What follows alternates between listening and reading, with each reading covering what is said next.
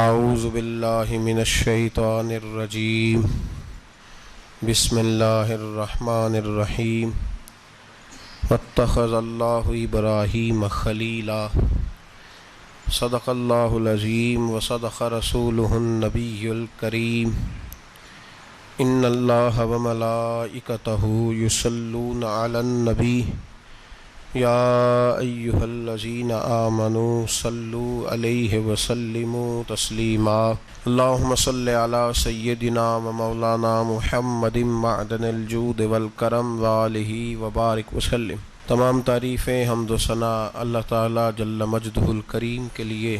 زاں بعد درود و سلام نبی محترم شفیع محتشم آقا کل ختم رسول دانائے سبل احمد مجتبیٰ جناب حضرت محمد مصطفیٰ صلی اللہ تعالیٰ علیہ وسلم کی ذات والا صفات کے لیے حمد و صلات کے بعد، عزیز دوستو، بزرگوں اور بھائیوں، حضرت سیدنا ابراہیم خلیل اللہ علی نبینا علیہ الصلاۃ والسلام کا تذکرہ قرآن مجید نے کئی جگہوں پہ بیان فرمایا ہے۔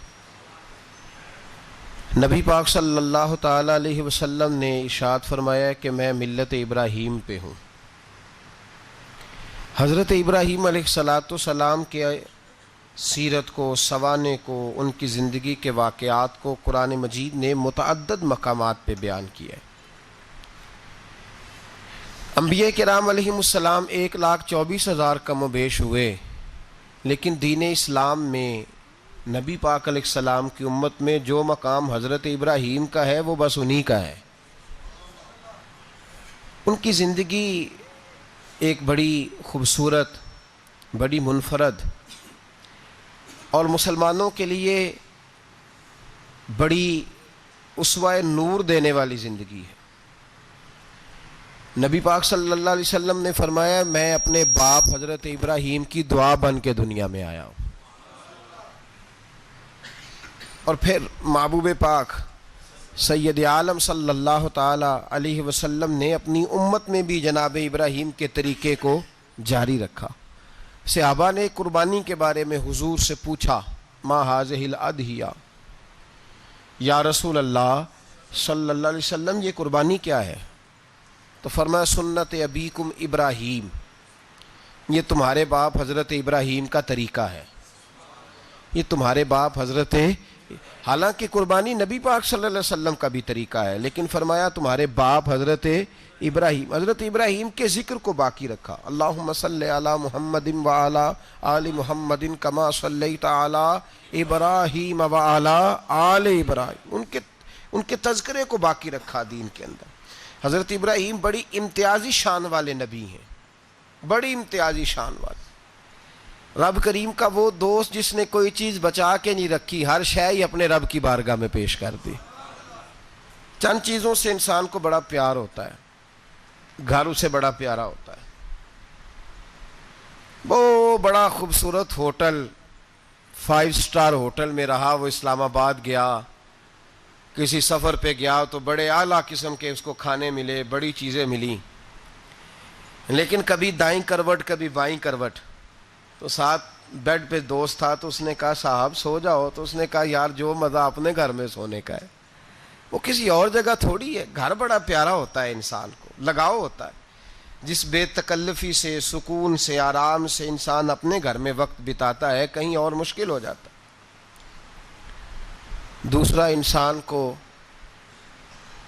اولاد بڑی پیاری ہوتی ہے، بڑی عجیب شے، نہ ہو تب بھی بڑا دکھ ہے، اور ہونے کے بعد بھی اس کی بڑی آزمائشیں، یہ بڑی ایک میٹھی چیز ہے۔ اولاد ایک بڑا عجیب سا میوہ ہے، پتہ نہیں یہ کس انجیکشن کا نام ہے کہ چھاتی پر چڑھ جائے تو اللہ سکون عطا فرما دیتا ہے، پتہ نہیں کس ٹھنڈی دولت کا نام رب کریم نے اولاد رکھا ہے، بڑی پیاری ہوتی ہے اولاد۔ پھر تیسری چیز انسان کی اپنی جان ہے، اور یہ اتنی قیمتی شے ہے کہ اللہ کریم نے فرمایا کہ اگر تیری گردن پہ کوئی آدمی پستول رکھ کے، تلوار تیرے گلے پہ رکھ کے کہے نا کہ رب کا انکار کر دے ورنہ مار دوں گا، تو فرمایا وقتی طور پہ میری ذات کا انکار کر پر جان بچا جا۔ اگر تو مرنے کے قریب ہو گیا ہے اور حرام شے کھائے بغیر تو بچ نہیں سکتا، مر جائے گا، تو فرمایا چل تو اس طرح کر، حرام کھا کے جان بچا. پر جان بچانا فرض ہے، ضروری ہے. وطن بڑا پیارا، اولاد بڑی پیاری، جان بڑی پیاری. پر حضرت ابراہیم سے رب کریم نے فرمایا چل ابراہیم کوئی چیز دے، تو کہا یا اللہ تینوں ہی تیرے نام پہ قربان کرتا ہوں، تیری ہوئی ساری، ہر شے تیری. حضرت ابراہیم نے دین کے لیے، آپ شہر بابل کے قریب پیدا ہوئے تھے، وہاں سے مصر آئے، مصر سے فلسطین آئے، اور فلسطین سے آ کر کے کعبہ آباد فرمایا. زندگی سفروں میں گزری. سفر ایک تکلیف والی چیز ہے، پر حضرت ابراہیم نے وطن چھوڑ دیا، گھر چھوڑ دیا. جان بڑی عزیز ہوتی ہے. اصل میں نا جب انسان جد و جہد کرتا ہے نا دین کے لیے، تو اس کے راستے میں بڑی چیزیں آتی ہیں. کبھی اولاد، کبھی گھر، کبھی باہر، کبھی حکومتیں، کبھی سیاستیں، کبھی چدراہٹیں. اس کے راستے میں بڑا کچھ آتا ہے اور اسے ہر چیز کو فیس کرنا پڑتا ہے. گھر کے اندر بھی جنگ ہوتی ہے اور گھر کے باہر بھی لڑائی ہوتی ہے. یہ آسان ہے ہی نہیں. ہم تو خیر ہتھیار چھوڑ کے پھینکنے والے لوگ ہیں، ہم بھولے بھالے لوگ ہیں. ہم کہتے ہیں میں نے تو کہا تھا مہندی نہ کرو، پر بیٹے نہیں مانے، بولے جو ہوئے. اسی طرح حالانکہ اگر وہ بیٹا کہے نا کہ ابا جی لاؤ زندگی میں سارا کچھ میرے نام کرو، تو پھر ہم بولے نہیں ہوتے، اور اس وقت ہم تیز ہوتے ہیں، کہتے ہیں یہ کیسے ہو سکتا ہے، ہاتھ کاٹ کے دے دوں. اس وقت نہیں. دین کے معاملے میں بولے ہوتے ہیں. بیٹا بد مذہب کے پاس جا رہا ہے تو اس وقت ہم بولے بھالے ہیں، کوئی عرض نہیں. لیکن اگر وہ اپنی پسند کی شادی کرے ہمیں کراس کر کے، پھر ساتھ ہی ہم تیز ہو جاتے ہیں. تو حضرت ابراہیم نے جب دین کے لیے نکلے تو جد و جہد کی، گھر کے اندر بھی گھر کے باہر بھی. آپ کے والد کا نام طارق ہے، وہ توحید پرست تھے، ایماندار تھے، پرہیزگار تھے. آپ کے چچا کا نام آزر ہے، وہ بت پرست تھے، بت بیچا کرتے تھے. حضرت سیدنا ابراہیم علیہ السلام جب میدان عمل میں نکلے تو حضرت ابراہیم علیہ السلام نے اپنے گھر سے جہاد شروع کیا. لڑنا پڑا. گھر کے اصولوں سے، چچا نے جو رواج بنائے ہوئے تھے اس رواج سے ٹکرائے. فرمایا میں اپنے گھر کے اندر یہ بت پرستی نہیں ہونے دیں گا. چچا کو ایک دفعہ نہیں، بار بار 100 دفعہ سمجھایا. آپ کا چچا بت بنا کے بیچا کرتا تھا. حضرت ابراہیم علیہ السلام تھوڑے بڑے ہوئے تو کہنے لگا کہ چلو میرے ساتھ، تم بھی بت بیچنے ہیں، ہمارا کاروبار ہے. حضرت ابراہیم ساتھ نکلے تو بت پکڑا ہے. گندے پانی کے اندر اس بت کو ڈبوتے ہیں، کہتے ہیں کسی نے خریدنا ہے تو خرید لو، نہ یہ نفع دے سکتا ہے نہ نقصان دے سکتا ہے. جو اپنا آپ نہیں بچا سکتا تمہیں کیا بچائے گا، خریدنا ہے تو خرید لو. چچا کہنے لگا تو کاروبار چمکا رہا ہے کہ تباہ کر رہا ہے. گھر میں بڑے معاملات خراب ہوئے، جھگڑے ہوئے، لیکن حضرت ابراہیم علیہ السلام ایک منٹ کے لیے بھی اپنے گھر کے اندر بھی کمپرومائز کرنے کو تیار. یہ تھوڑا مشکل میں نے پہلو چھیڑ دیا ہے، یہ تھوڑا مشکل پہلو چھیڑ دیا ہے. بڑا سمجھدار آدمی ہے پر بیوی سے پردہ نہیں کرا سکتا. سیانا ہے، پنچایت کا بندہ ہے، جو اس سے آپ کہیں گے وہ بات یہ سنائے گا، لیکن کہتا ہے نہیں جی میں نے کوشش کر لی ہے. کس قسم کی کوشش ہے صاحب، یہ کیسے ہو گیا؟ حضرت ابراہیم علیہ السلام نے گھر کے اندر سے فرمایا نہیں کرنے دوں گا. گھر کے اندر بھی ٹکرائے. فرمایا تم جو بھی ہو، پاش پاش کیا چچا کے اصولوں کو. اور باہر جب نکلے تو صرف علاقے کے چیئرمین سے نہیں ٹکرائے، ایم پی ایم این اے وزیر مشیر سے نہیں ٹکرائے. سپر پاور نمرود دنیا کا واحد حکمران تھا اس وقت، دوسرا کوئی حکمران ہی نہیں تھا. اکیلے حکمران سے جا کر ٹکرائے. کوئی ساتھ فوج نہیں تھی، کوئی ساتھ ان کے طاقت بظاہر دنیا داری کی کوئی نہیں تھی. پر حضرت ابراہیم جا کے ٹکرائے اور میرے رسول پاک صلی اللہ علیہ وسلم نے سند بیان کی. فرمایا افضل الجہاد کلمۃ الحق عند سلطان الجابر. فرمایا سب سے افضل جہاد یہ ہے کہ تو ظالم بادشاہ کے سامنے کھڑے ہو کے حق بات بیان کر دے. یہ سب سے بڑا جہاد ہے. یہ سب سے افضل الجہاد کلمۃ الحق عند سلطان الجابر، سب سے بڑا جہاد. حضرت ابراہیم کھڑے ہو گئے، سپر پاور سے ٹکرائے. یہاں ہم لوگ حکمتوں کا شکار ہیں، دیکھیں گے، کریں گے، سوچیں گے، اور مولوی صاحب کو ویسے کہتے ہیں آپ پرہیز کریں سیاسی باتوں سے. بھئی اللہ کے ہر نبی نے جا کے وقت کے ظالم حکمران کو لتاڑا ہے, للکارا ہے. یہ تو مشن انبیاء ہے. حضرت سیدنا ابراہیم علیہ السلام نے جو اس کو جا کے کہا کہ تو جھوٹ بولتا ہے, تو جھوٹا ہے, تو خدائی کا دعویٰ کرتا ہے, تو بہت بڑا ظالم ہے. اور قرآن مجید نے اس ساری بات کو بیان فرمایا ہے. حضرت ابراہیم علیہ السلام سے کہنے لگا میں رب ہوں. تو آپ نے فرمایا میرا رب تو وہ ہے جو زندہ کرتا اور مارتا ہے. تو پھر آپ حق بات بیان کریں گے تو اللہ مارے گا کہ بندہ مارے گا؟ کچھ بھی نہیں ہوتا, کیونکہ زندگی موت کس کے ہاتھ میں ہے؟ اللہ کے ہاتھ میں. زندگی موت اللہ, کچھ بھی نہیں ہوتا. انسان صحیح سمت کا تعین کرے اور صحیح چلے. حضرت علی شیر خدا سے کسی نے کہا تھا کہ آپ کے بڑی دشمنی ہے, کوئی محافظ رکھ لیں. آپ فرمانے لگے موت خود بہت بڑی محافظ ہے, وقت سے پہلے آتی ہی نہیں. بڑی محافظ ہے, وقت سے پہلے. علامہ نورانی رحمۃ اللہ تعالیٰ علیہ کراچی جیسے شہر میں رہا کرتے تھے, جہاں گام پہ خطرہ تھا. لوگوں نے کہا حضرت اتنے بڑے لیڈر ہو, آپ کی جماعت کی 62 سیٹیں ہوئی قومی اسمبلی میں, ایک ایسا وقت بھی آیا تو کوئی ایک آدمی بندوق والا. آپ فرمانے لگے مجھے ضرورت ہی نہیں, اس لیے کہ جس خدا رسول کے لیے میں نکلا ہوں وہ خود ہی حفاظت کرنے والے ہیں, ضرورت نہیں ان چیزوں. تو بھائی حضرت ابراہیم ٹکرائے, اور آپ کا انداز کیا ہے؟ جا کے کہا کہ تو نہیں, خدا وہ ہے جو زندہ کرتا. اور اس نے ایک بیوقوفوں جیسی دلیل دی. ایک آدمی کو کل پھانسی دینی تھی تو اس کو بلایا, کہنے لگا تجھے کب پھانسی ہے؟ اس نے کہا کل. کہنے لگا جا تجھے آزاد کیا, زندگی دی, اس کو چھٹی دے دی. ایک عام آدمی بیچارہ بیٹھا تھا, اس کو پکڑ کے نا کہنے لگا اس کی گردن اڑا دو. کہنے لگا دیکھ لو میں بھی زندہ کرتا اور مارتا ہوں, وہ جو کل مرنے والا تھا میں نے زندہ کر دیا ہے, اور جس کو پتہ ہی نہیں تھا کہ میں نے مرنا ہے اسے پکڑ کے میں نے مار دیا ہے. یہ بیوقوفوں جیسی دلیل ہے. حضرت سیدنا ابراہیم علیہ السلام چاہتے تو اسی وقت دلیل توڑ دیتے کہ تو کیا بیوقوفوں جیسی بات کر رہا ہے, اگر تو زندگی دیتا ہے تو مرے ہوئے میں جان ڈال کے دے جس کو تو نے مارا ہے.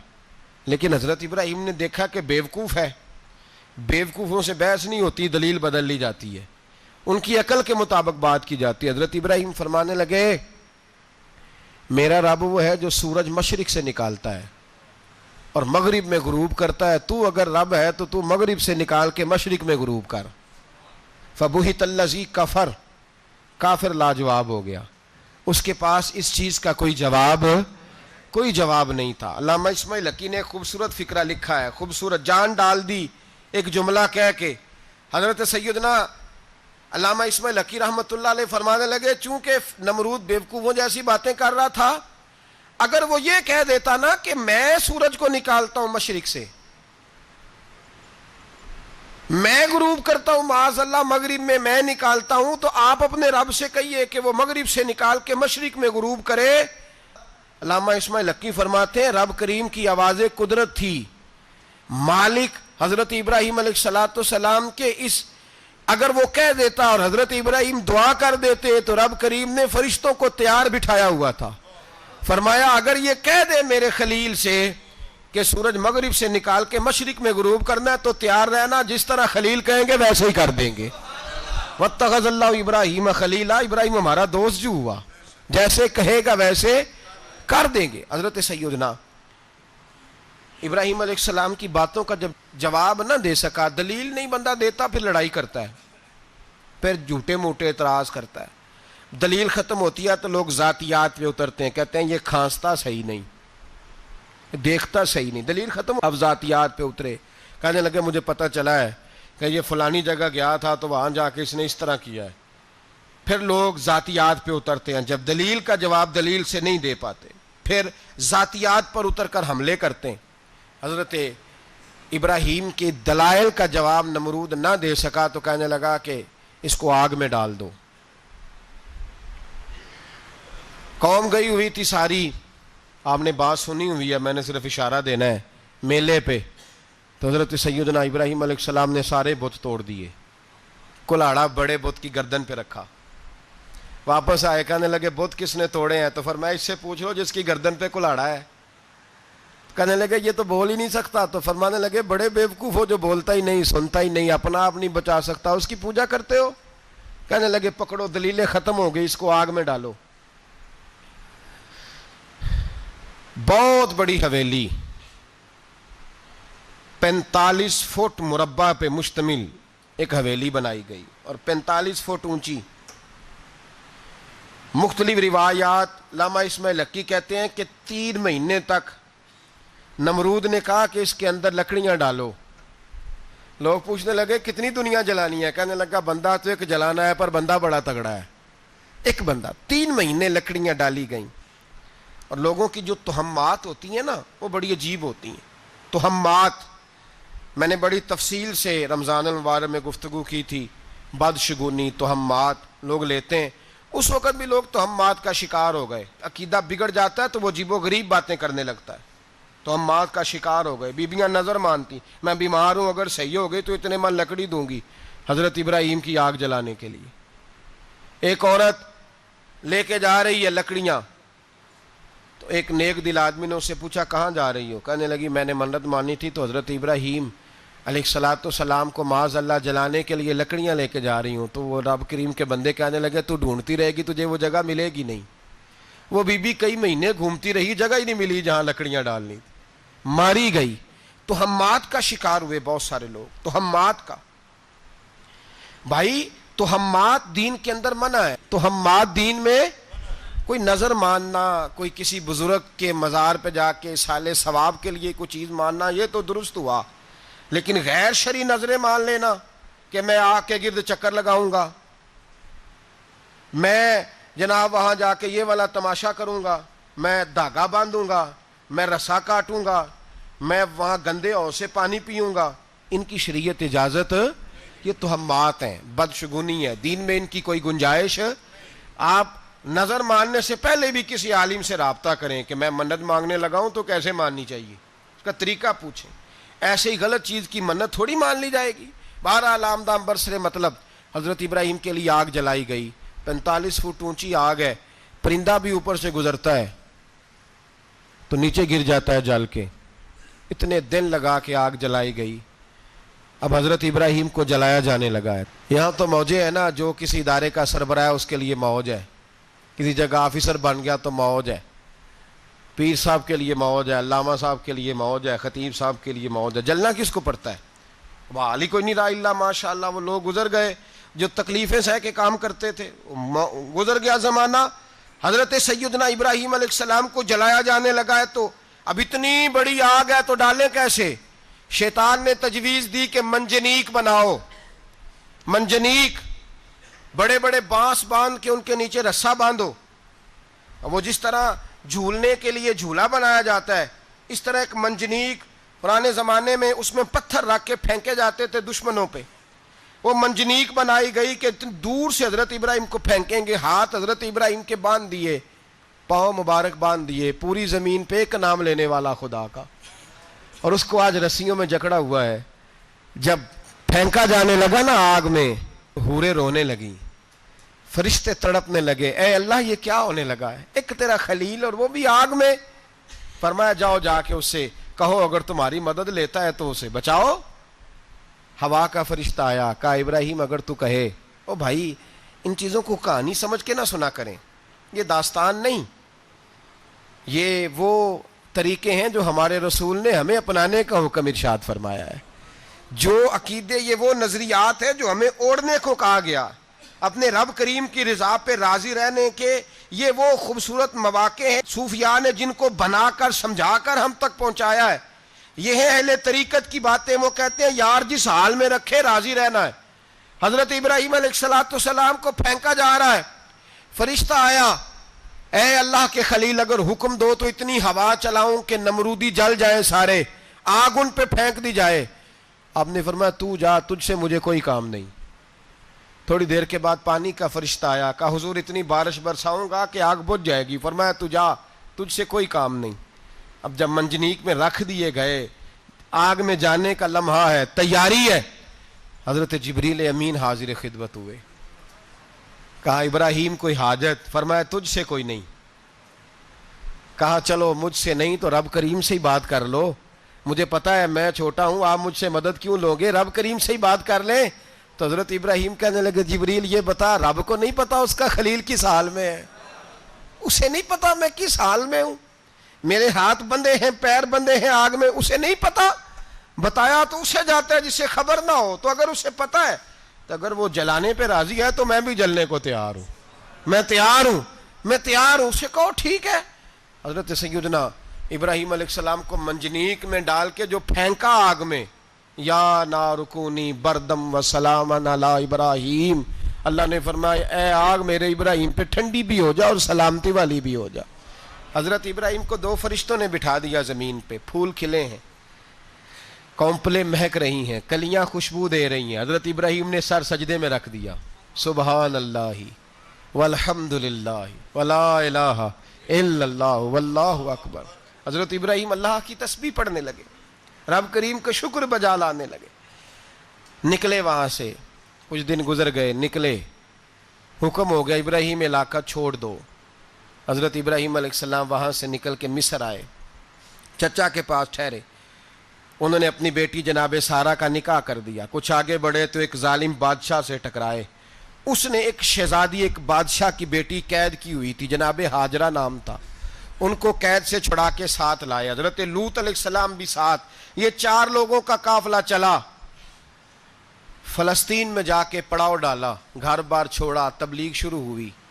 حضرت ابراہیم کے گھر میں 2 خواتین ہیں، ایک آپ کی بیوی ہیں، ایک حضرت ہاجرہ ہے، اولاد کوئی نہیں، بڑا میوہ ہے میٹھا۔ گھر وہی آباد ہوتا ہے جس میں بچے روتے ہیں، گھر ہوتا ہی وہ ہے جس میں بچوں کی چنچناہٹ ہوتی ہے، بھن بھناہٹ ہوتی ہے۔ حضرت ابراہیم نے ایک بچہ روتے ہوئے دیکھا تو آنکھوں میں آنسو آئے، کہنے لگے ربی حب لی من الصالحین، یا اللہ مجھے بھی نیک اولاد عطا کر دے۔ حضرت سارہ نے سن لیا، کہنے لگی ابراہیم شاید میرے بطن سے تو آپ کو نصیب نہیں، ہاجرہ سے نکاح کر لو۔ جناب ہاجرہ سے نکاح ہوا۔ اللہ تو بڑا بے نیاز ہے، رب کریم نے حضرت اسماعیل جیسا خوبصورت بیٹا عطا فرمایا۔ بیٹا کالا سیاہ بھی ہو تو سینے کی ٹھنڈک ہوتا ہے، پر یہ تو وہ بیٹا ہے جس کی پیشانی میں نور محمدی چمکتا ہے صلی اللہ علیہ وسلم۔ حضرت سیدنا اسماعیل علیہ اتنے خوبصورت، اب جس بیوی کے ہاں بیٹا تھا، بیٹھنا اٹھنا بھی زیادہ اس کے پاس، آنا جانا بھی اس کے پاس، توجہ ادھر ہو گئی۔ جناب سارہ رشک کرنے لگی، ایک دن کہنے لگی اسے چھوڑ آ جنگل میں، وادی غیر ذی زرع، مکے کے پاس۔ بھائی ایک بیٹا عالم دین بنا لو، کہنے لگا روٹی کہاں سے کھائے گا؟ تیرے 5 بیٹے ہیں، کو حافظ قرآن بنا، کہتے روٹی کہاں سے کھائے گا؟ وہ بچہ بھی کہتا ہے میں کہاں سے کھاؤں گا؟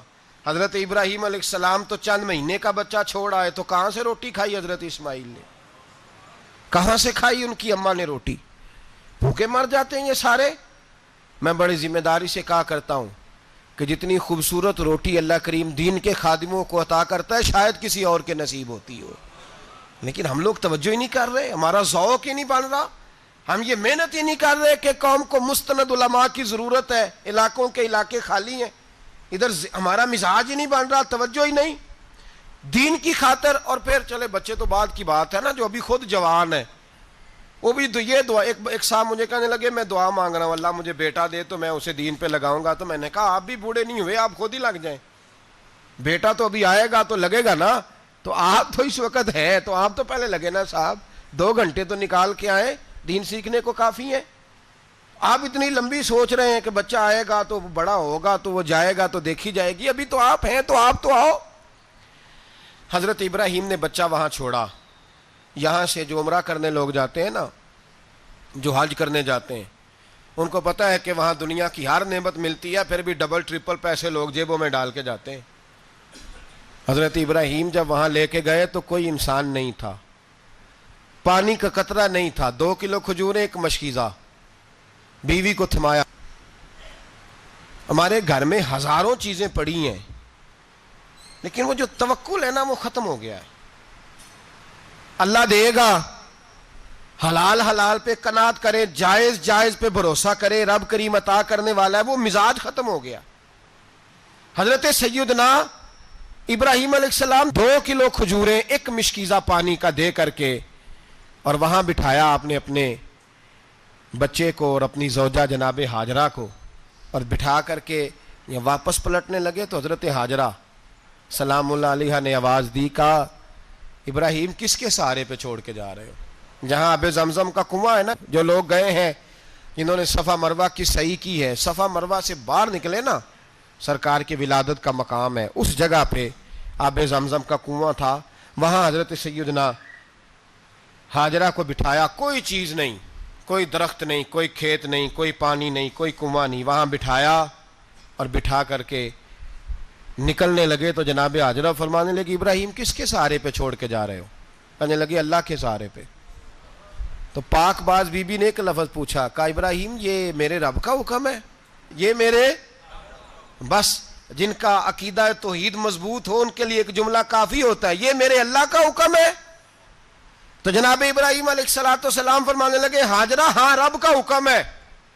جب یہ لفظ کہے تو چاہیے تھا نا حضرت ابراہیم تسلی دیتے، تو بی بی صاحبہ تسلی دینے لگی، عرض کرنے لگی ابراہیم اگر اللہ کا حکم ہے تو پھر آپ ہماری فکر نہ کرنا، اگر یہ رب کا حکم ہے تو پھر ہماری فکر نہ کرنا، جس رب نے ہمیں یہاں تک پہنچایا ہے وہ ہمیں کبھی بھی ضائع نہیں فرمائے گا، پھر فکر نہ کرنا۔ حضرت ابراہیم آ گئے، بات آپ نے سنی ہوئی ہے، اشارہ کرنا مقصود ہے۔ 13 سال میں چلے مان بھی لیا جائے بعض روایات کی روشنی میں کہ آتے جاتے بھی رہے، لیکن مکمل دیکھ بھال اپنے بچے کی پرورش میں پورا حضرت ابراہیم علیہ السلام کا کردار، سارا کردار ماں کا تھا۔ میں جب خواتین کے بارے میں کوئی بات کرتا ہوں تو میں آپ کو اکثر کہتا ہوں کہ یہ صرف بیوی کے لیے حکم نہیں ہوتا، یہ ٹریننگ بیٹی کو دینی ہے اور بہن کو دینی ہے، یہ تربیت کریں اپنے گھر میں۔ میں تجربے کی روشنی میں یہ بات عرض کیا کرتا ہوں کہ بھائی بچے باپ کے فرما بردار اس وقت ہوتے ہیں جب اماں انہیں باپ کا فرما بردار کرتی ہے، اور بچے باپ کے نافرمان بھی تب ہوتے ہیں جب اماں انہیں باپ کا۔ میں نے اپنے کانوں سے سنا ایک دفعہ ایک بچہ اپنے باپ سے کہہ رہا ہے آپ نے تو ساری زندگی باہر گزار دی، پیسے کمانا کون سا مشکل کام ہے، دکھ سکھ تو سارے اماں نے برداشت کیے، سکولوں میں وہ جاتی تھی، فلانا کام وہ کرتی تھی، فلانا کام۔ اب یہ سوچ اس کی ذاتی تو نہیں، یہ اس کو دی گئی ہے، اور اگر اس کو یہ سوچ دے دی جائے کہ اماں کہے کہ میں تو اپنوں میں رہی ساری زندگی، میں نے تو اپنوں میں وقت گزارا، اور تیرا باپ تو کئی دفعہ جنازے بھی نہیں پڑھ سکا، اس نے تو ماں باپ ایسے دفن کر دیے، وہ اگر یہ سوچ فراہم کرے تو پھر بچہ باپ کا فرما بردار ہوتا ہے۔ اور یہ والی روایتیں ہم بیوی کو سناتے ہیں، حالانکہ کس کو سنانی چاہیے؟ بولیے، بہن اور بیٹی کو، بہن اور بیٹی کو سنائیں یہ باتیں، ان کو سمجھائیں تاکہ آگے جا کے وہ جو گھر ترتیب دیں وہ گھر بڑا عمدہ اور نکھرا ہوا ہو۔ حضرت سیدنا ابراہیم 13 سال کے بعد آئے، چونکہ گھر میں اللہ تبارک و تعالیٰ کی دوستی کا چرچا تھا، اللہ تبارک و تعالیٰ کی محبوبیت کا غلبہ تھا۔ 13 سال کے بعد فلما بالغ معہ سعیا، بیٹا جب اتنا بڑا ہوا کہ ساتھ چلنے لگا تو حضرت ابراہیم نے اپنے بیٹے کو بلا کے کہا بیٹا مجھے خواب آئی ہے، میں تجھے ذبح کر رہا ہوں، تیری کیا رضا ہے؟ تو حضرت اسماعیل کہنے لگے یا ابت افعل ما تؤمر، ابا جی اللہ جیسے حکم دیتا ہے میرے ساتھ ویسے ہی کریں، جیسے اللہ حکم دیتا ہے ویسے ہی، بولیے، ویسے ہی کریں۔ حضرت ہاجرہ کو کہا کہ ایک دوست نے دعوت کی ہے تو وہاں جا رہے ہیں، بی بی مطمئن ہے، تفصیلات کی ضرورت نہیں، ختم بات، اعتبار ہے، مطمئن ہو گئی۔ شیطان پیچھے سے آیا اماں کے پاس، ذرا تھوڑی دیر کے لیے تصور جمائیے، یہاں تو پڑوسن آ کے کوئی بات بتا دیتی ہے خاوند کے بارے میں تو کئی مہینے جھگڑا جاری رہتا ہے، پڑوسن محلے دار۔ شیطان نے آ کے بتایا لفظ کیا ہے؟ کہا حضرہ تمہیں پتا ہے کہاں جا رہے؟ کہا دوست کی دعوت میں۔ تو کہنے لگے دوست کون ہے؟ رب کریم، اور ابراہیم کا خیال ہے کہ اس رب نے مجھے حکم دیا ہے کہ میں ذبح کروں۔ تو حضرت ہاجرہ کہنے لگی کبھی باپ بھی بیٹا ذبح کرتے ہیں؟ تو شیطان کہنے لگا ان کا خیال ہے کہ ان کے رب نے حکم دیا ہے۔ تو جناب ہاجرہ فرمانے لگی اگر رب نے حکم دیا تو پھر تو مجھے شیطان لگتا ہے، تو مجھے شیطان لگتا ہے۔ کہا کیا مطلب؟ فرمانے لگی اگر رب کریم کا حکم ہے تو میرے پاس ایک اسماعیل ہے، اگر 1000 بھی ہوتے میں سارے اللہ کے راستے میں پیش کر دیتا، دے دیتی، مالک کا ہی تو ہے سارا کچھ، اسی کا ہے، اس میں لیت اللہ کی کیا گنجائش؟ حضرت سیدنا ابراہیم علیہ السلام نے بیٹے کے حلق پہ چھری رکھ بھی دی اور چھری چلا بھی دی، رکھ بھی دی، اور وہ تو اللہ کریم نے فرمایا یا ابراہیم قد صدقت الرؤیا، ابراہیم تو نے خواب سچا کر دکھایا، وہ قیامت تک تیرا نام رہے گا۔ حضرت ابراہیم نے وطن بھی دیا، جان بھی دی، بیٹا بھی، اللہ کریم نے دمبے دیے، فرمایا یہ فدیہ ہے۔ اب یہ قربانی قیامت تک حضرت ابراہیم کے طریقے کے مطابق جاری ہے. حضرت ابراہیم بہت بڑے مہمان نواز تھے, بہت بڑے. آپ جب مصر میں قیام تھا تو بڑے بڑے لمبے چوڑے لنگر پکتے تھے, لوگ آیا جایا کرتے تھے, بڑا تفصیل کے ساتھ کھانا ہوتا تھا. مہمان نوازی آپ کی خاص صفت مبارکہ ہے. ہمارے ہاں بھی مہمان نوازی ہوتی ہے امیروں کی, بلکہ اب تو مہمان نوازی اس طرح کی ہے کہ کل تیری میرے پاس دعوت ہے اور پرسوں میری تیرے پاس ہے. وہی امیروں میں وہ چکر رہتا ہے, پارٹیاں دوست ایک دوسرے کو ڈالتے ہیں, تیری طرف پارٹی تیری طرف. اور اسی انداز میں اب یہ عید آئے گی نا, ٹکا پارٹیاں ہوں گی جگہ جگہ. اور لوگ سوال پوچھنے لگے ابھی سے, کہتے ہیں قربانی کا کتنا گوشت گھر رکھنا جائز ہے, قربانی کا کتنا گوشت گھر رکھنا جائز ہے؟ سارا ہی جی. اس لیے فریزر لے لے, فریج سے نہیں کام چلے گا. سارا ہی جہاز گھر رکھنا سارا ہی جائز ہے, رکھ لیں. او خدا کے بندے, قربانی وہ بندہ دیتا ہے جو سارا سال ہی گوشت کھاتا ہے. صحیح کہہ رہا ہوں؟ قربانی صاحب نصاب صاحب استطاعت بندہ دیتا ہے نا, تو وہ سارا سال ہی گوشت, تو سارا گھر میں رکھنا بھی جائز ہے, لیکن سارا دے دینا بھی. تو جو آ رہی ہے اس پہ کیوں توجہ کرتے ہو, جو دوسرا جائز ہے اس پہ کیوں نہیں عمل کرتے؟ سارا تقسیم کر دیں, بات ختم ہوئی. یقین کریں, محرم میں جا کے دوست ٹیلی فون کر کے سوال پوچھتے ہیں, کہتے ہیں صاحب سنا ہے قربانی کا گوشت محرم میں کھانا جائز نہیں. میں کہ نہیں, ربیع الاول چ بھی جائز جے, رجب رمضان تک کھاؤ, کوئی بندہ نہیں منع کرتا. اس لیے کہ کسی کو دینا تو پسند ہی نہیں. یا پھر اس میں سے جو خاص چیزیں ہیں وہ اپنی فریج میں, اور باقی جو ہے وہ دوسروں کے لیے. یہ کیا طریقہ ہے ہمارا؟ اور اسی پہ عمل ہے. اللہ تبارک و تعالی ہمیں سمجھنے کی توفیق عطا فرمائے. حضرت ابراہیم بہت بڑے مہمان نواز تھے. صرف قربانی نہیں دیتے تھے, سارا سال بہت سارا لنگر, بہت سارا کھانا پینا, بہت ساری چیزیں جاری رہتی تھیں. اور جتنے غریب لوگ تھے فلسطین کے, ان کو پتا تھا کہ حضرت ابراہیم علیہ السلام کا لنگر جاری ہے. فلسطین میں جب آپ کا قیام تھا, ایک دفعہ ڈھیروں مہمان آ گئے اور کھانے کو کوئی چیز نہیں. حضرت سارہ اور جناب ہاجرہ دونوں اس وقت موجود تھیں. وہ کہنے لگی ابراہیم بہت سارے مہمان آ گئے ہیں تو کیا کریں؟ جناب سارہ کہنے لگی کس طرح کر کے ان کی مہمان نوازی کرنی. اور حالات یہ ہیں کہ قحط پڑا ہوا ہے فلسطین میں, مصر میں, دور دراز علاقوں میں. تو حضرت ابراہیم کہنے لگے یہ اللہ کے مہمان ہیں اور ہمیں رب کریم کا بندہ سمجھ کے آ گئے, اللہ ہی بندوبست کرے گا. فرمانے لگے میرا مصر میں ایک دوست ہے, وہ قحط کے دنوں میں غلہ جمع کر لیتا ہے, میں اس کی طرف پیغام بھیجتا ہوں, مجھے امید ہے وہاں سے غلہ ملے گا. 2-3-5 اونٹ والے غلام بلائے اور ان کو کہا کہ جاؤ غلہ لے آؤ مصر کے دوست سے. وہ لوگ کہتے ہیں ہم غلہ لینے گئے, وہاں جب پہنچے تو حضرت ابراہیم خلیل اللہ علیہ السلام کا پیغام دیا تو آپ کا وہ دوست کہنے لگا غلہ تو بے شمار تھا, مجھے خبر نہیں تھی کہ حضرت ابراہیم کا پیغام آئے گا, تو میں تو سارا تقسیم کر چکا ہوں, لوگ لے گئے, اب تو کوئی شے نہیں. اب وہ خالی آ گئے 5 کے 5 اونٹ. جب خالی آئے تو حضرت ابراہیم کی حویلی کی دیواریں چھوٹی چھوٹی تھیں. ان غلاموں میں سے, خادموں میں سے, آپ کے ان چاہنے والوں میں سے ایک کہنے لگا یار وہ غریب تو انتظار کر رہے ہوں گے کہ غلہ لینے گئے ہیں, ہمیں روٹی ملے گی. چھوٹی چھوٹی دیواریں ہیں, وہ جب دیکھیں گے نا خالی آ گئے تو انہیں تکلیف ہوگی. اس طرح کرو بوریوں میں ریت بھر لیتے ہیں, ریت بھر کے لے جاتے ہیں, بعد میں اندر رکھ کے انہیں سمجھا بہلا لیں گے یا حضرت ابراہیم کو بتائیں گے, وہ خود ہی ان لوگوں کی دل جوئی فرمائیں گے. اب غلہ کی جگہ ریت بھر کے اونٹوں پہ رکھ کے لائی گئی. لا کے بوریاں جب رکھ دی گئیں, حضرت ابراہیم علیہ السلام دوپہر کے وقت آرام فرما رہے تھے.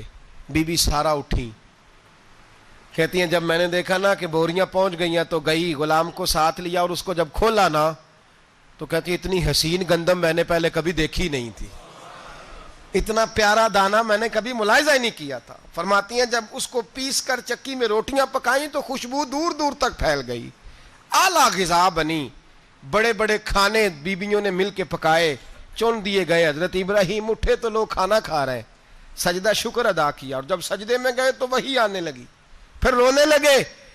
جب پلٹ کر باہر تشریف لائے تو جناب سارہ کہنے لگی ابراہیم تمہارا مصری یار بڑا اچھا ہے, اس نے اتنی اعلیٰ گندم بھیجی ہے کہ اتنی تو میں نے پیاری گندم کبھی دیکھی نہیں. جناب ابراہیم مسکرائے, فرمانے لگی سارہ یہ مصری یار نے نہیں بھیجی، یہ میرے عرشی یار نے بھیجی ہے، یہ میرے عرشی یار نے بھیجی ہے۔ بھائی مہمان نوازی مزاج تھا، ہاتھ لٹا دینا مزاج تھا، دوسروں کی اشک شوئی مزاج تھا۔ حضرت ابراہیم علیہ السلام کا طریقہ ہے قربانی، حضور نے ان کا طریقہ بیان کیا۔ اگر سال کے بعد قربانی دینا ان کا طریقہ ہے تو سارا سال غریبوں کو روٹی دینا بھی حضرت ابراہیم کا طریقہ ہے، سارا سال غریب کی نوکری کرنا یہ بھی حضرت ابراہیم کا طریقہ ہے، بھوکے کو کھانا کھلانا یہ بھی۔ میرے مصطفیٰ کریم سید عالم صلی اللہ علیہ وسلم سے صحابہ نے پوچھا حضور بہترین مسلمان کون ہے؟ بہترین مسلمان؟ تو حضور نے فرمایا جو سلام لینے میں پہل کرے اور غریب کو روٹی کھلانے میں سب سے اچھا ہو، وہ بہترین مسلمان ہے، زبردست مسلمان۔ ہمارے ہاں دعوتیں ہوتی ہیں تو امیروں کی، افطاریاں ہیں تو امیروں کی، اور میرے مصطفیٰ کریم علیہ السلام نے فرمایا بدترین دعوت ہے جس میں امیر بلائے جائیں غریب نہ بلائے جائیں، وہ بدترین دعوت حضرت ابراہیم کا طریقہ رہا، ساری زندگی مہمان نوازی۔ اور دوسرا ان کا مزاج تھا، اللہ سے پیار ہو گیا تھا نا، جب رب کریم سے محبت ہوتی ہے نا اور محبت کا احساس ہوتا ہے دل میں، پھر سجدے لمبے ہوتے ہیں۔ عام آدمی تو نماز بھی نہیں پڑھ سکتا، جس سے خدا سے محبت ہوتی ہے وہ تہجد بھی نہیں چھوڑ سکتا۔ وہ یہ محبت کی بات ہے نا، جس کو پیار ہوتا ہے اس کی تہجد بھی ہے، اس کی اشراق بھی ہے، چاشت بھی ہے، اس کے عمرے بھی ہیں، اس کے حج بھی ہیں، اس کے بار بار کعبۃ اللہ کے دیدار بھی ہیں۔ یہ محبت الہی ہے، جوش مارتی ہے۔ ان لوگ سجدہ کرتے ہیں تو اٹھتے ہی نہیں، اللہ کے بندوں سے پیار کرتے ہیں، اللہ کی۔ حضرت ابراہیم کو رب کریم سے اتنی محبت تھی، اتنا پیار تھا کہ وہ آپ کی زندگی کے ہر پہلو سے چھلکتا تھا۔ ایک وقت ایسا آیا کہ اللہ تعالیٰ نے حضرت ابراہیم کو بہت زیادہ مال عطا فرمایا، اتنے اونٹ گنے نہیں جاتے، گائیں اتنی زیادہ کہ شمار نہیں ہوتی، بکرے بکریاں اتنی زیادہ کہ شمار، بہت زیادہ مال اللہ نے عطا فرمایا۔ اور ابھی کچھ عرصہ پہلے آپ پیچھے جائیں نا تو جو لفظ مال تھا وہ روپے پہ تو بولا ہی نہیں جاتا تھا، وہ جانوروں پہ بولا جاتا تھا۔ بہت زیادہ مال اللہ نے دیا، بکریاں، گائیں، اونٹ، بیل، بڑا کچھ۔ تو رب کریم نے فرشتوں سے فرمایا کہ وَاتَّخَذَ اللَّهُ ابراہیم خلیلا، ابراہیم میرا دوست ہے۔ تو فرشتے کہنے لگے یا اللہ جسے اتنا کچھ دیا جائے اس نے دوست تو بننا ہی ہوتا ہے، تو نوازا ہی بڑا ہے، اتنا مال، اتنے کھیت کھلیان، اتنا کچھ۔ اللہ کریم نے فرمایا جاؤ آزمائش کر لو، امتحان لے لو۔ فرشتہ امتحان لینے پہنچ گیا۔ حضرت ابراہیم کے جانور چر رہے ہیں چراگاہ میں، حضرت ابراہیم بھی ہیں، غلام بھی ہیں، بہت بڑا ریوڑ ہے، آپ تشریف فرمائیں۔ ایک فرشتہ آیا تو کھیت میں چھپ کے بیٹھ گیا اور بلند آواز سے کہنے لگا سبحان اللہ والحمد للہ ولا الہ الا اللہ واللہ۔ یہ تسبیح بڑی پسند ہے، محبوب نے ان کی فضیلت بیان کی۔ اب وہ حضرت سیدنا ابراہیم علیہ السلام کھڑے تھے تو وہ کھیت میں بیٹھ کے تسبیح پڑھنے لگا، سبحان اللہ والحمد للہ ولا الہ الا اللہ۔ حضرت ابراہیم کہنے لگے یہ میرے رب کا نام کون لے رہا ہے؟ بڑی اس کی میٹھی آواز ہے، بڑی، کون ہے؟ ڈھونڈنے لگے، گھومتے گھومتے اس کے پاس چلے گئے، فرشتہ انسانی شکل میں، تو میرے رب کا ذکر کر رہا تھا؟ اس نے کہا میں ہی کر رہا تھا۔ فرمانے لگے یار ایک دفعہ پھر نہیں کرتا؟ تو کہنے لگا ابراہیم پہلے تو میں اپنی مرضی سے کر رہا تھا، تو کہتا ہے تو پیسے لگیں گے، پیسے ہیں تو کر دیتا ہوں۔ حضرت ابراہیم کہنے لگے بول تو کیا لے گا، میرے اللہ کا ذکر سنانے کا کیا لے گا؟ کہنے لگا جتنی بکریاں آپ چرا رہے ہیں ساری دے دے تو میں اللہ کا ذکر سنا دیتا ہوں۔ اور آپ نے فرمایا بس جا تیری ساری ہوئی، میرے رب کا ذکر سنا۔ اور پھر شروع ہو گیا سبحان اللہ الحمد للہ ولا الہ الا اللہ واللہ اکبر۔ حضرت ابراہیم علیہ السلام کیف میں یار پھر ذرا سنا، نہ علماں وچ پھسا سانو، تو یار دی گل سنا سانو، ذرا دوبارہ سنا۔ پھر سنایا، ایک دفعہ پھر کہا، فرشتہ کہنے لگا بس جی آپ کے پیسے پورے ہو گئے۔ حضرت ابراہیم کہنے لگے چل ایک دفعہ اور سنا۔ کہنے لگا پیسے لگیں گے، تو کیا لے گا؟ کہنے لگا گائیں بھینسیں ساری میری۔ فرمایا بس یار اتنی قیمت، تو سنا صحیح، سارا کچھ ہی تیرا۔ پھر شروع ہو گیا سبحان اللہ والحمد للہ ولا الہ الا اللہ واللہ اکبر۔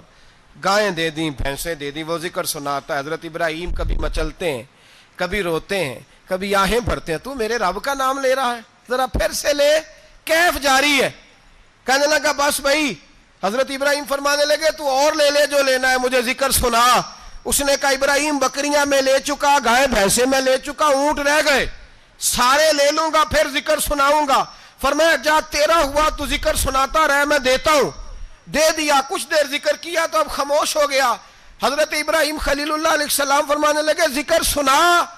کہنے لگا ابراہیم اب تیرے پاس دینے کو کیا ہے, ہر چیز تو میں لے چکا. آپ فرمانے لگے یہ گائے بھینسیں بکریاں چرانے کے لیے تجھے کوئی نوکر ملازم بھی تو چاہیے نا, تو اس طرح کر مجھے رکھ لے, میں روٹی نہیں مانگوں گا, کھانا نہیں مانگوں گا, تو اللہ کا ذکر سناتا رہنا, میں تیرے جانوروں کی نوکری کرتا رہوں گا. حضرت ابراہیم علیہ السلام نے جب یہ کہا نا, فرشتے کی آنکھوں میں آنسو آ گئے. تر دامنی پہ شیخ ہماری نہ جائیے, ہم دامن نچوڑ دیں تو فرشتے وضو کریں. فرشتہ رو پڑا اور کہنے لگا ابراہیم مجھے سینے سے لگاؤ, آپ واقعی اس قابل ہیں کہ اللہ آپ کو اپنا دوست بنائے, واقعی اس قابل ہے کہ رب آپ کو اپنا. حضرت ابراہیم علیہ السلام کا خدا سے محبت کرنے کا نرالا انداز. اور میرے بھائی یہی محبت انہیں میرے مصطفیٰ سے بھی تھی. ایک نبی گھر بنا رہا ہے, دوسرا بنوا رہا ہے. حضرت اسماعیل علیہ السلام پتھر اٹھا اٹھا کے لا رہے ہیں, جناب ابراہیم بنا رہے ہیں. جب خانہ کعبہ بن گیا تو کہنے لگے ربنا وابعث فیہم رسولا, اے اللہ اب اسے بسانے کے لیے اپنا آخری رسول بھی عطا فرما. نبی پاک فرماتے ہیں میں دعا ہوں حضرت ابراہیم کی. یہ قربانی حضرت ابراہیم کا طریقہ ہے. حضور نے اگرچہ نبی پاک کی اپنی سنت تھی, یہ بھی کہہ سکتے تھے سنتی و سنت ابیکم ابراہیم, میری سنت ہے اور تمہارے باپ ابراہیم کی سنت ہے. یہ نہیں فرمایا. جب صحابہ نے کہا قربانی کیا ہے, فرمایا سنت ابیکم ابراہیم, یہ تمہارے باپ ابراہیم کی سنت ہے. ہر صاحب نصاب پر قربانی واجب ہے.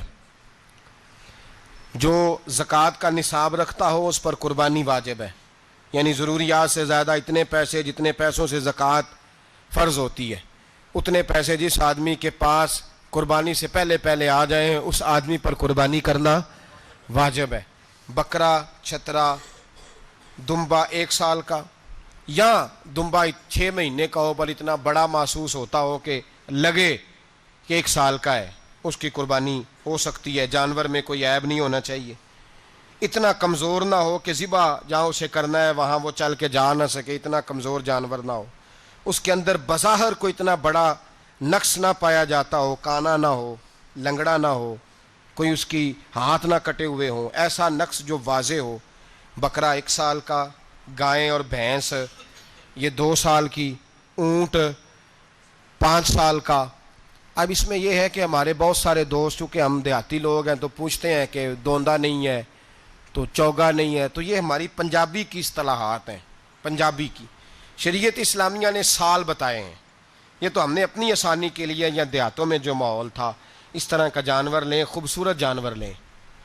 جو نصاب ہے وہ بھی میں نے آپ کو بتایا, لیکن ایک اور پہلو بھی ہے. نبی پاک صلی اللہ علیہ وسلم پہ زکوٰۃ کبھی فرض نہیں ہوئی, کبھی حضور پہ زکوٰۃ فرض نہیں ہوئی. نبی پاک صلی اللہ علیہ وسلم کے پاس اتنا سرمایہ کبھی اکٹھا ہوا ہی نہیں کہ زکوٰۃ فرض ہو. لیکن نبی پاک کے صحابہ فرماتے ہیں کہ مدینے کے 10 سالوں میں اللہ کے رسول نے ہر سال قربانی فرمائی ہے, ہر سال قربانی دی. اور جس سال حضور حج کرنے گئے اس سال اللہ کے نبی نے 63 اونٹ ذبح فرمائے. اور حضور صلی اللہ علیہ وسلم جب اونٹ ذبح کرنے لگتے نا تو صحابہ کہتے ہیں اونٹ خود دوڑ کے حضور کے سامنے آ کے لیٹ جاتا, اور نبی پاک اسے ذبح کرتے اور فرماتے ہیں ایک دوسرے کو دھکے دیتے اونٹ کے, پہلے میں نے جانا ہے ذبح ہونے کے لیے, پہلے میں نے. انہیں پتا تھا کہ جو مصطفیٰ کے ہاتھوں ذبح ہوگا وہ تو دائمی زندگی پا جائے گا, یہاں بھی وہاں بھی زندہ. 63 اونٹ ذبح کیے. ایک اونٹ میں کتنی قربانیاں ہوتی ہیں؟ 7. اب 63 کو 7 سے ضرب دو گے تو کتنی بنے گی؟ اور پھر نبی پاک صلی اللہ علیہ وسلم نے 10 سال مدینہ منورہ میں قربانی دی, ہر سال. اب وہ 63 اونٹ, ایک اونٹ میں 7 قربانیاں, ہر سال یہاں قربانی. اور مولا علی شیر خدا فرماتے ہیں نبی پاک 2 قربانیاں دیتے. میں نے کہا حضور 2 جانور ذبح کر رہے ہیں آپ, تو حضور نے فرمایا ایک میری طرف سے ایک میری امت کی طرف سے, غریبوں کی طرف سے. اور حضرت علی کو حضور نے وصیت فرمائی تو 2 دیا کرے گا. یا رسول اللہ صلی اللہ علیہ وسلم میں غلام ہوں, خادم ہوں. حضور نے فرمایا علی ایک تو نے اپنی دینی ہے, ایک میری طرف سے دینی ہے. 2 قربانیاں. مولا علی نے بھی ساری زندگی 2 قربانیاں دی. حضرت علی بھی مال کے نصاب نہیں تھے, اپنا مکان ہی نہیں تھا, کوئی کاروبار نہیں تھا, کئی دن فاقے رہتے تھے. پر قربانیاں کتنی دیتے تھے؟